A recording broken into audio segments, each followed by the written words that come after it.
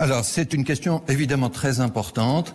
Il est encore trop tôt pour donner des chiffres définitifs. Mais nous suivons d'abord de très près la situation des entreprises sur le terrain. Et je mesure pour les entrepreneurs qui nous écoutent combien la situation aussi est difficile.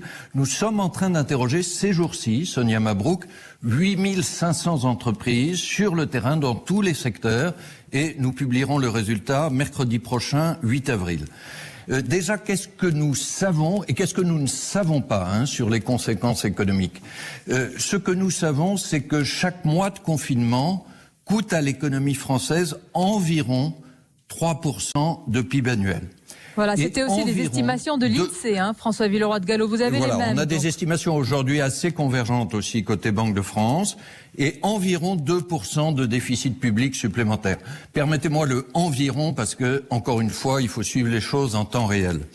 Ce que nous ne savons pas encore, c'est ce que ça représentera sur l'ensemble de l'année 2020 parce que cela va dépendre de la durée du confinement et puis de notre capacité à repartir assez vite derrière, d'où l'importance d'ailleurs supplémentaire de sauver le maximum d'entreprises. C'est la solidarité que nous devons à nos entrepreneurs et aux salariés, mais c'est aussi notre intérêt collectif pour pouvoir repartir Bien sûr. vite. C'est un mot important, François Villeroy de Galhau. Nous savons que la croissance sera négative si vous me permettez, Sonia Mabrouk, nous savons que la croissance sera négative en 2020, qu'elle sera positive en 2021, mais il est trop tôt pour donner des chiffres. Il y a un point déjà qui est important pour la suite, c'est que l'inflation sera faible. On a déjà vu l'inflation baisser beaucoup en France au mois de mars, et ça a une conséquence très importante pour nous, la Banque de France et la Banque Centrale Européenne.